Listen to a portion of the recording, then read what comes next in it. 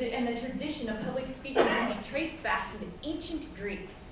They realized back then, as they were developing the technique of public speaking, that public speaking was considered imperative to facilitate the political debate, as well as being able to participate in the governmental assemblies. The Greeks understood the power of words and that the appropriate words had for the impact on an audience. Rheid Schloss has our next speaker. He's our keynote speaker, and he had his first public speaking gig when he was 5 years old. Really little.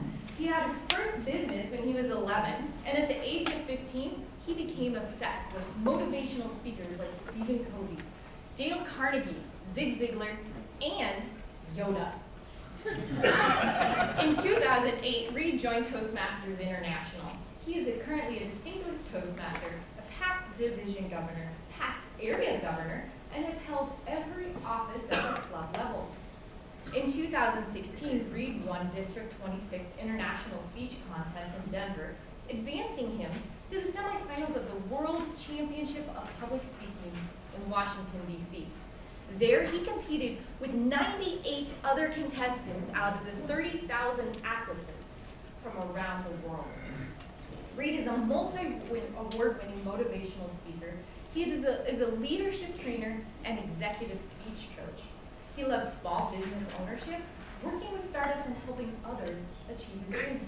Please join me in giving a warm welcome to Rheid Schloss.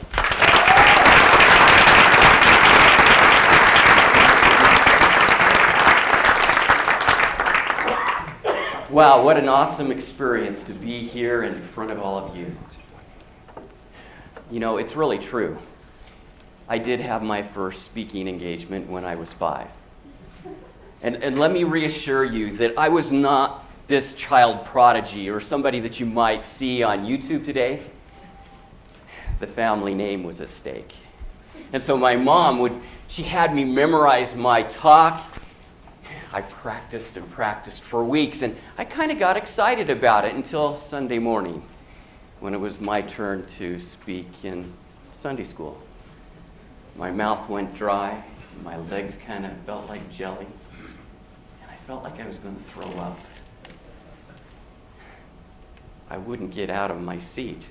And my mom, she tried to encourage me, and finally she drugged me up to the lectern, and my face went red. So I buried my face in her Sunday dress, and I started to cry. I don't want to speak. Boy, have I come a long ways. Thank you, Toastmasters. You know, it's really an honor to be here, to be able to speak in front of you. I will never forget my first district event that I ever attended. It was right here in this room. That was over 10 years ago. It was an area contest, and 2 days before that contest, I went to my Rise and Shine Toastmaster Club, and all 5 of us sat there and looked at each other when we said there's a contest coming up this weekend, and the VP of Ed looked at me and said, why don't you go?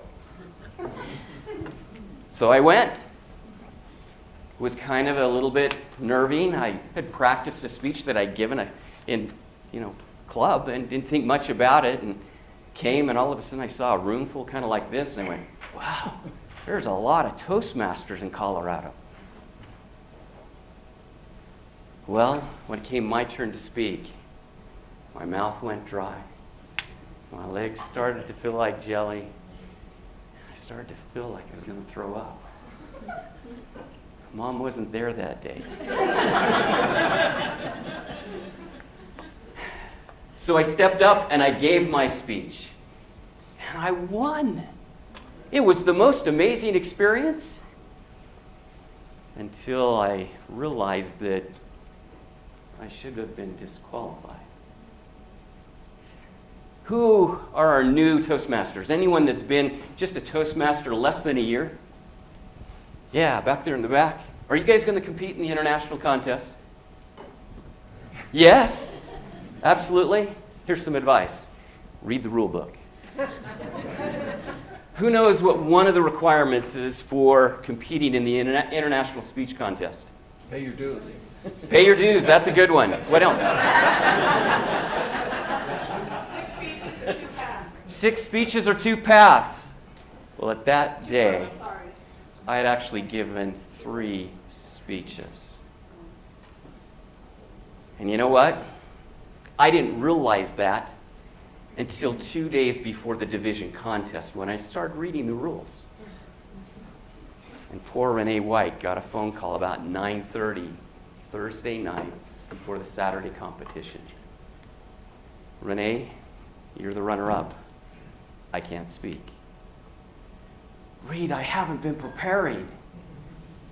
Well, Renee competed on Saturday, and she went overtime and was disqualified.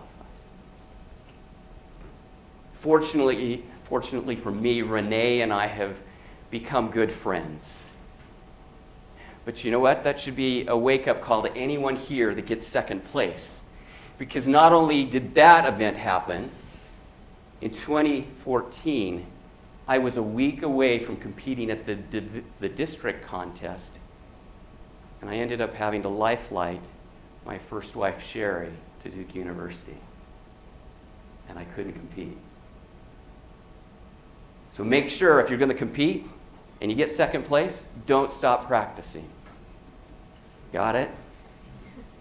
Well, I was asked to talk to you a little bit about the why.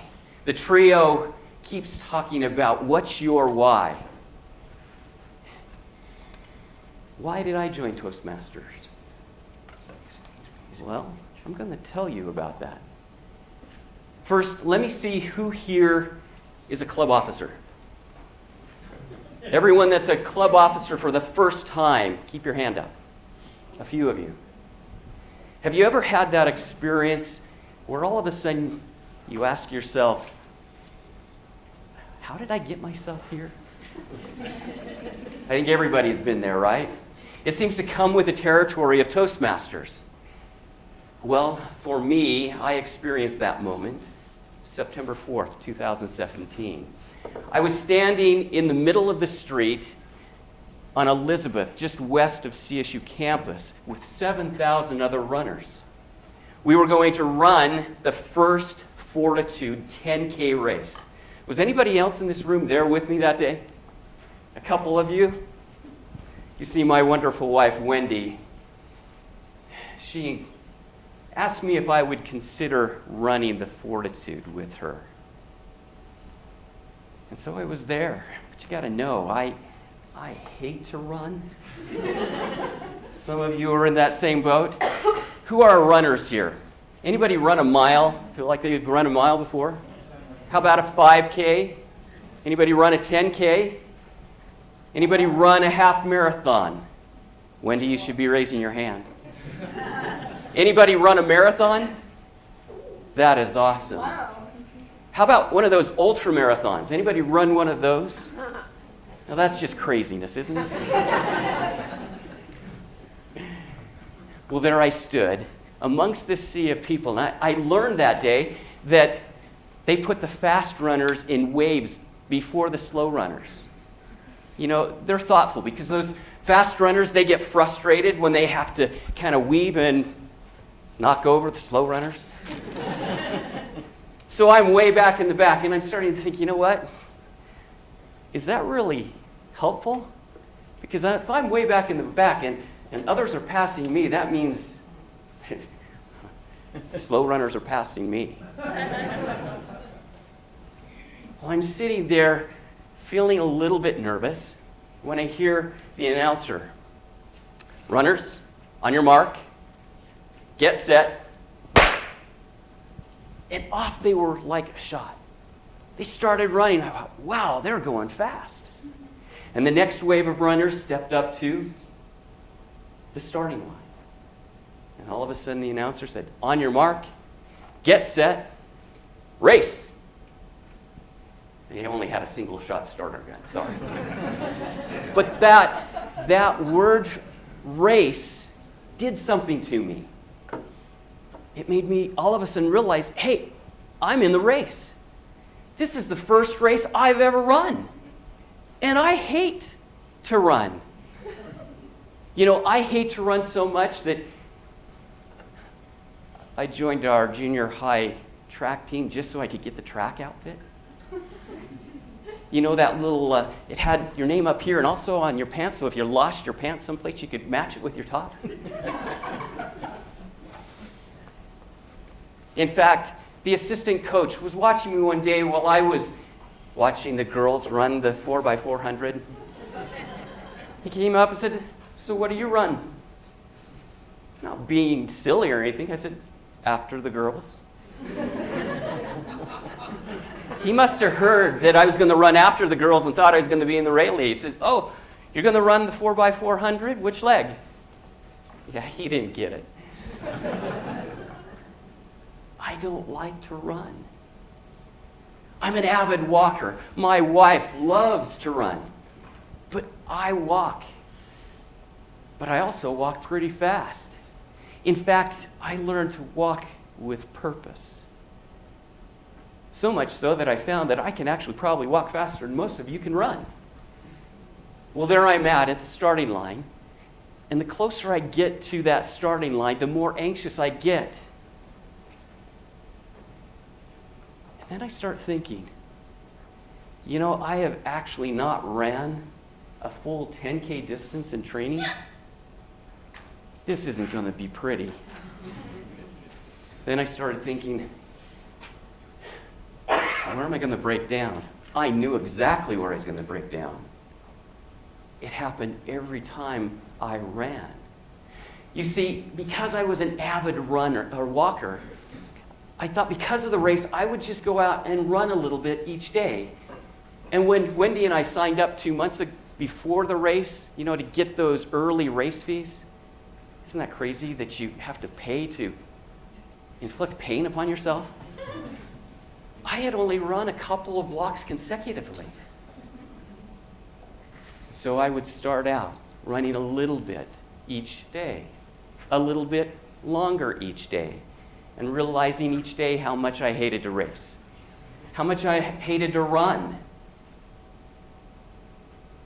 Well, standing there at that starting line, I started to get worried. Am I going to throw up? That's when my mouth went dry. And the announcer said, "On your mark, get set, race." Ian Butler from Boulder ran the fastest 10K that day. He ran it in 30 minutes, 32 seconds. That's 6.2 miles. Isn't that sick?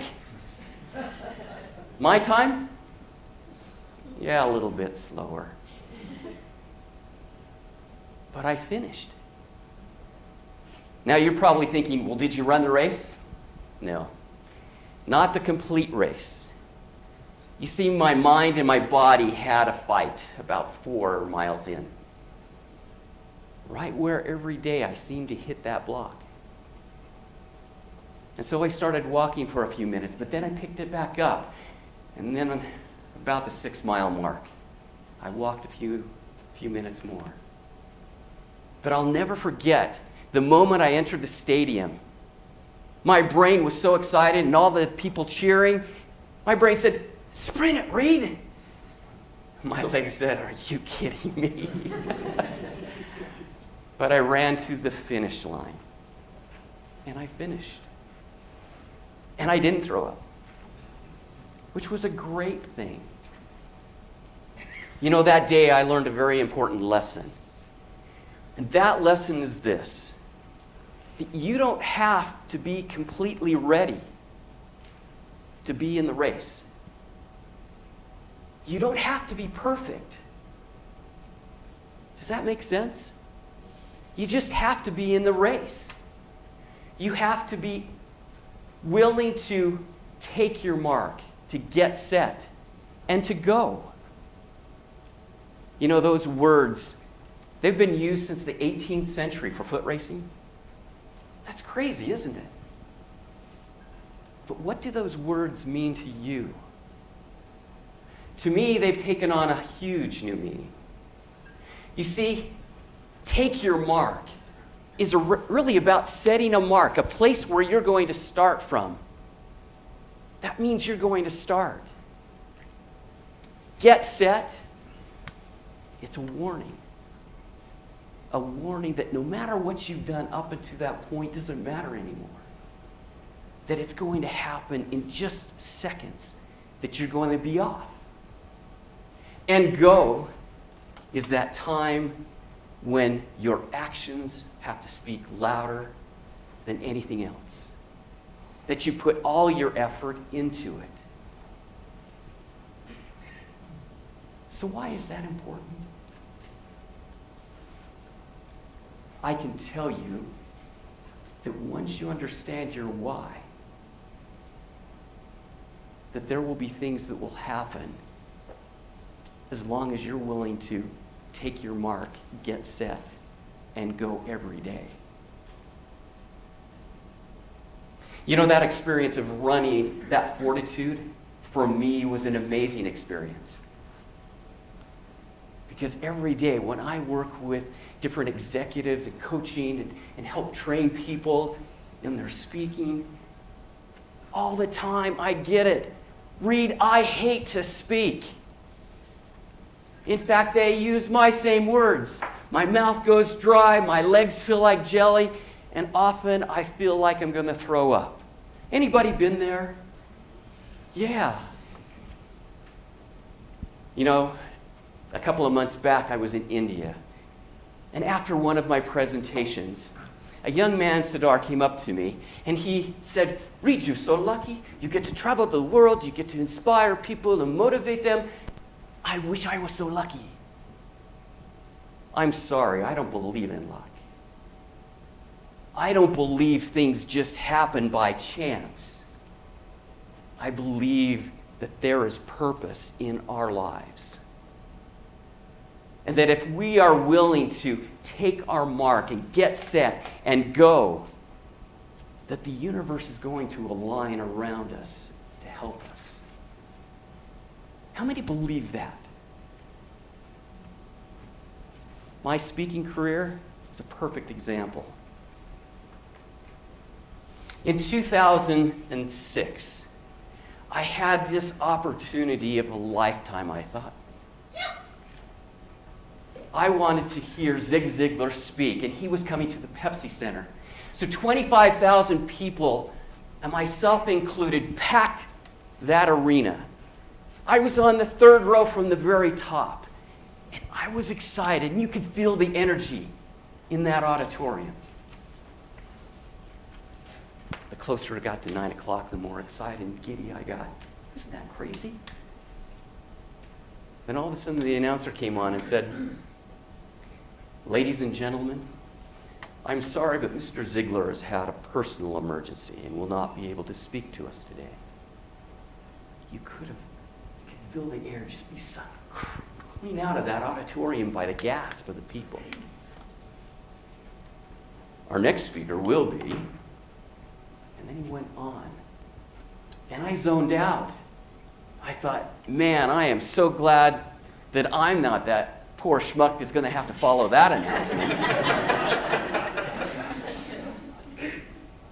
And then what happened is what I call an on your mark, get set, go moment. A handsome young man, about 40 years old, in a tan outfit, sharp suit, walked to center stage to kind of an apologetic applause. And then he started to share his journey to America, the land of opportunity. 45 minutes later, 25,000 people were standing on their feet, cheering. My socks were rolling. And all of a sudden I had this thought. I want to do that. I frantically looked through the program, trying to figure out who this guy was. He wasn't in the program, and all of a sudden a flyer fell on the floor, and I carefully picked it up and started reading through it. And to this day, I can't tell you his name, where he came from, anything about him, except for one thing that was on that sheet. He was a Toastmaster. And I thought, what in the heck is a Toastmaster? I didn't have to wait long, because 2 weeks later, I received an email at work inviting me to attend our local Toastmaster club. HP Rise and Shine, 7 a.m. every Thursday morning. You know what? I thought if a Toastmaster could speak in place of Zig Ziglar, I better get started. So I went and I joined because my why was that I wanted to be a great motivational speaker. So what is your why? Why are you here today? Liz, how would you finish this question? I am here today because I want connection. Why are you here today? Joseph, why are you here today? Impact. I joined Toastmasters because I want to be a great motivational speaker. Was I on day one? Heavens no. So I've learned 3 things in my career with Toastmasters that I want to share with you that have helped me achieve my why. 1 is accountability partners. 2 is become a great evaluator. And 3 is to compete in whatever it is you're doing. What's an accountability partner? Anybody have a definition for me? Yes. Be a witness for someone else's intentions, and then bear witness when they have achieved or not achieved. Okay. It's someone that cares for you, don't they? Yeah. And they're there to help encourage you. Other ideas what an accountability partner is? Yes. You want to make sure you do what you say you're going to do. Going to do what you say you're going to do. I love that. Let me tell you about 2 accountability partners that helped me run the Fortitude. In 2001, my first wife, Sherry, and Josh, they drove to Colorado Springs to pick up a new member of our family. It was a Lhasa Apso puppy. He was cute and fluffy. They were so excited, they called me on the cell phone as they were driving back. I could hear it in everything they said, and all of a sudden my son said, "Oh, gross, he just threw up in the car." Yeah, even puppies, they get a little bit anxious. But you know, from that day, that first day Tucker and I met, we became really good friends, and we walked every morning. And there reached a point that every morning he was by my bedside at 6 a.m., pawing at the covers and doing that little, aren't we going to go walking thing? And no matter whether I wanted to walk or not, he was there. How many of you have those types of accountability partners? Yeah. Well, over the years, Tucker and I have walked thousands of miles together. He's the one that taught me to love walking. In fact, he taught me to walk with purpose because once he was out the door, it was like, man, he was on his mission to get to the park. June 19th, 2017, my accountability partner passed away. And I didn't feel like walking without Tucker. Fortunately, my wonderful wife, Wendy, noticed. And that's when she asked me if I'd consider running the Fortitude. If you want to achieve your why, you have to have accountability partners. And to become a better speaker and a better evaluator, you have to have accountability partners too. You see, I work with engineers all the time. It can be mind-numbing. They're constantly challenging every theory. They debate intensely. They have this ruthless ability to give feedback. And I don't think they understand empathy. I should know I'm a recovering engineer. And one Tuesday morning at Sunrise Toastmasters, I was one of the evaluators. When it came my turn to give the evaluation, I stepped up and I delivered the most awesome evaluation you can imagine. Went back, sat down in my seat. That was great. the end of the meeting, one of my trusted accountability partners, Diana Hutchison, came to me and said, "Rheid, I'm sorry, but that was ruthless. I think you made her cry." That day, I committed that I would never give a critical evaluation again. That I would not only not give it in Toastmasters, but I wouldn't do it at work, and especially I wouldn't do it at home. And that has made all the difference. You know, it's been hard, and it's taken me time and effort. I had to focus. I had to really work at it. And you know what? I have trophies to prove that I got better.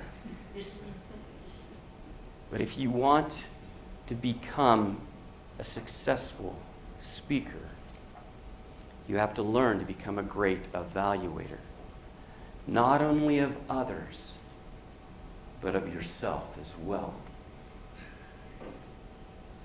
In 2015, I lost my first wife, Sherry, after complications of a double lung transplant. And I didn't feel like speaking much. I didn't feel like doing much of anything. Fortunately, it's people like Linda Fellion and other Toastmaster friends of mine that encouraged me to talk about it. It was my accountability team of peak performance that got me back speaking. I needed to speak. And in 2016, I won the District 26 International Speech Contest that took me to Washington, D.C. to participate in the semifinals of the World Championship of Public Speaking. I was one of 98 contestants that year. Out of 30,000 participants worldwide, I knew I was going to win. And winning became larger than life.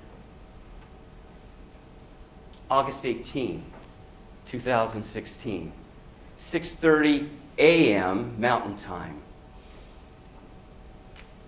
Please help me welcome contestant number 5, Rheid Schloss, Whiteouts.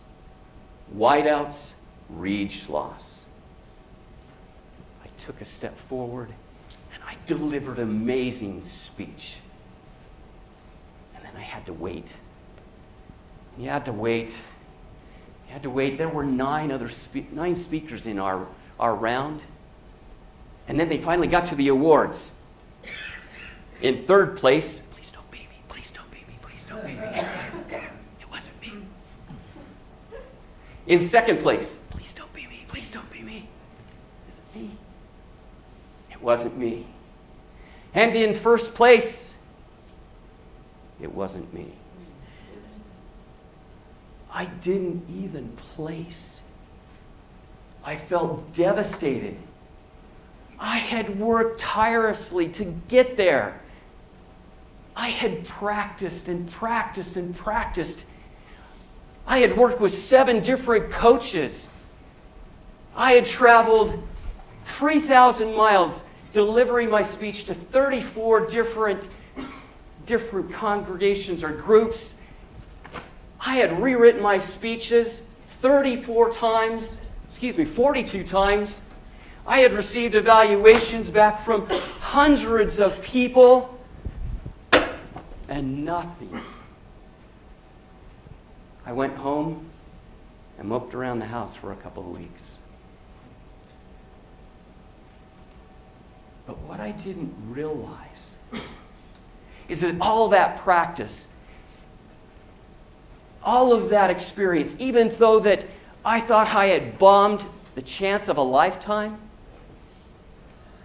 that I had missed being taken from obscurity to this well-known world champion, motivational speaker.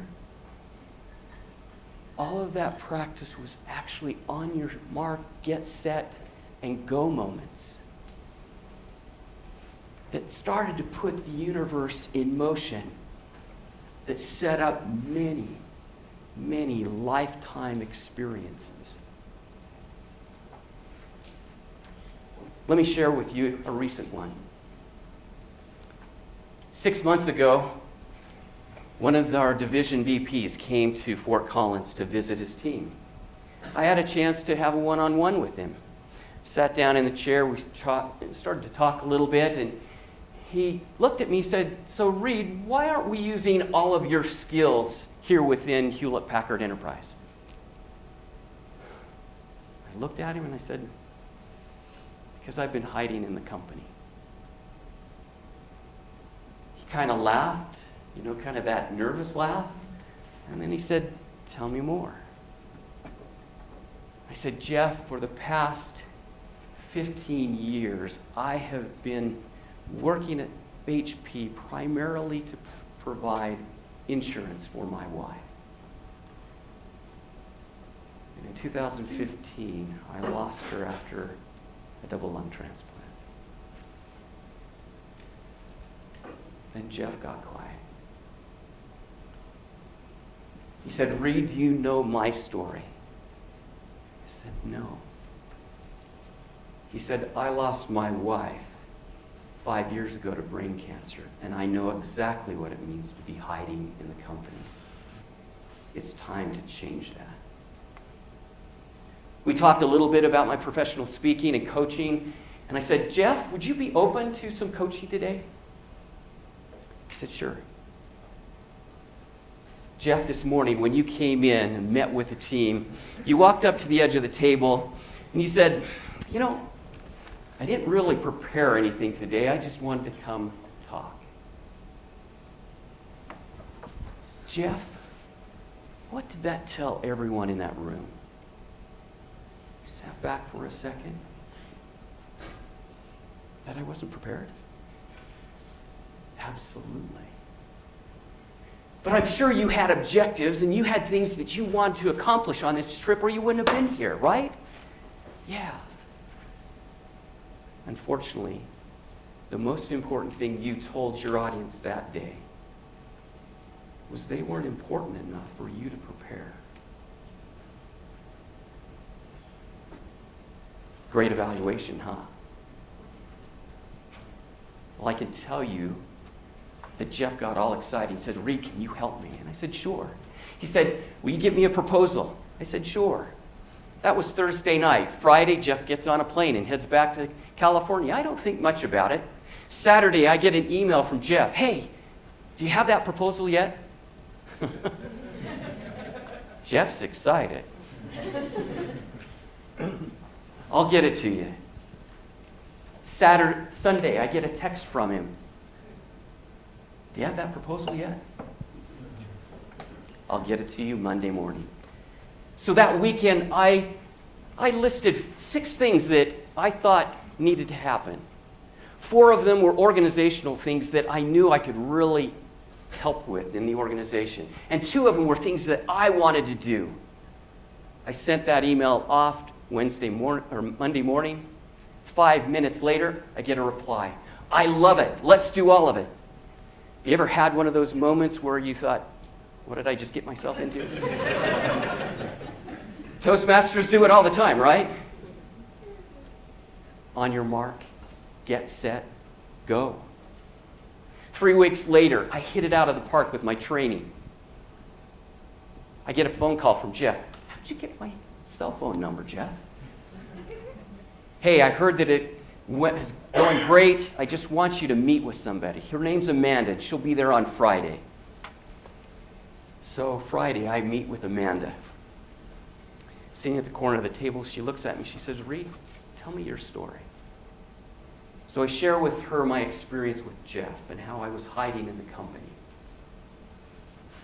And that then turned into her saying, "Rheid, you're the person I want." What's that mean? Is this a job interview? "I need your help. I'm an executive coach for our management team. And I do coaching and training. And I've just been diagnosed with an aggressive breast cancer. And for the past 2 months, I've been trying to find someone to take my place. Would you be willing to do that? Absolutely. Did you hear it? On your mark, get set, go. When do you want me to start? How about today? On your mark, get set, go. All of that because I was willing to work on my why.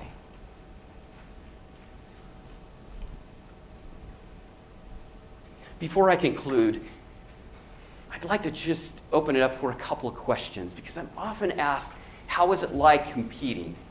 Is there anybody here that has a question? Yes?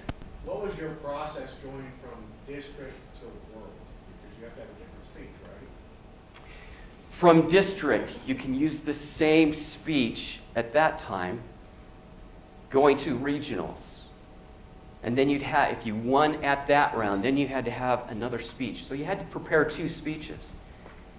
But I get this question all the time, well, how did you prepare?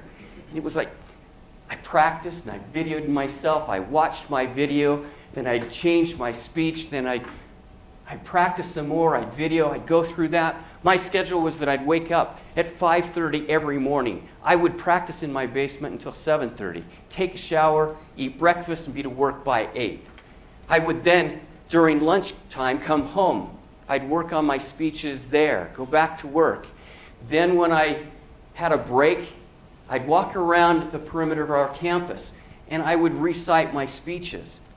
Then I'd come home, eat dinner, do some of those family things, and then at 9 o'clock to 11, I would practice in my basement some more.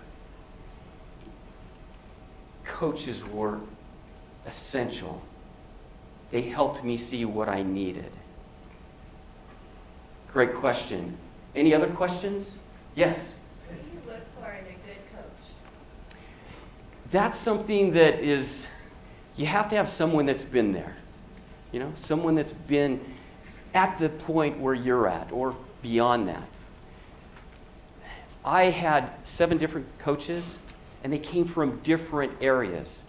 3 of those had worked with international speech champions. One of them was Ryan Avery's wife.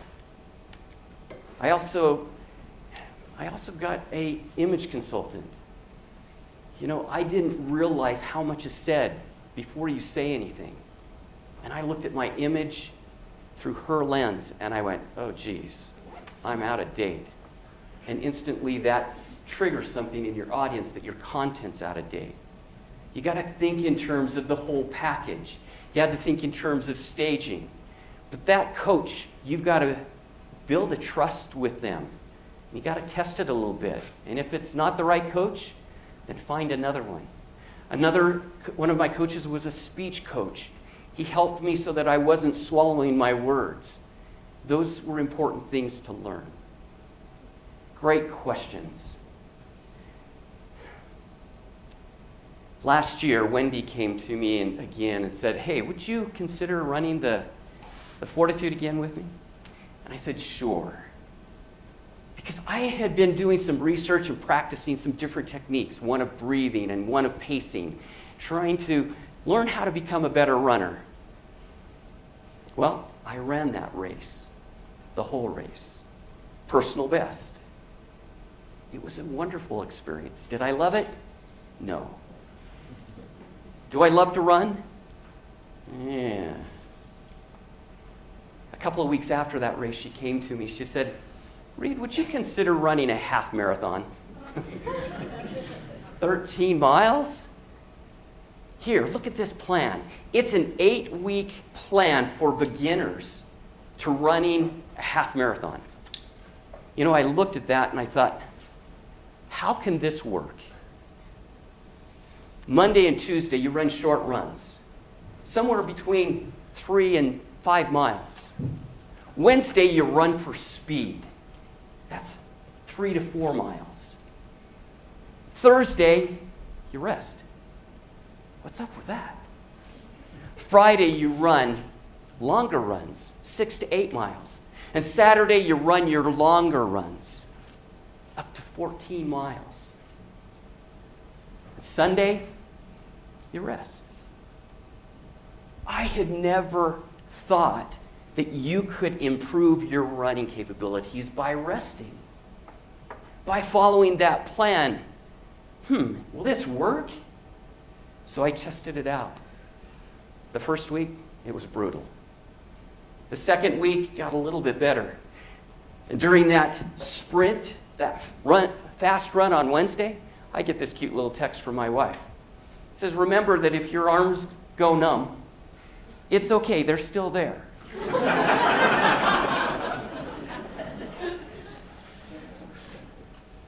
By week 3, I was running faster.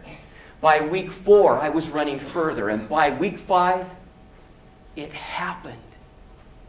I experienced that runner's high. I didn't think that would ever be something that I'd experience. Wendy had told me about it, but I kind of didn't believe her because one of the highlights of her running the LA Marathon was throwing up about mile 18 and fertilizing some bushes and then finishing the race. And, I didn't know if I wanted that high.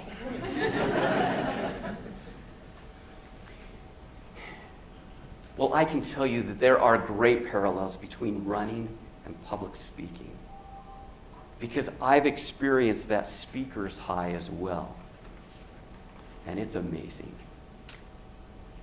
What I want you to take away from today is this. Every one of you in this room has a why.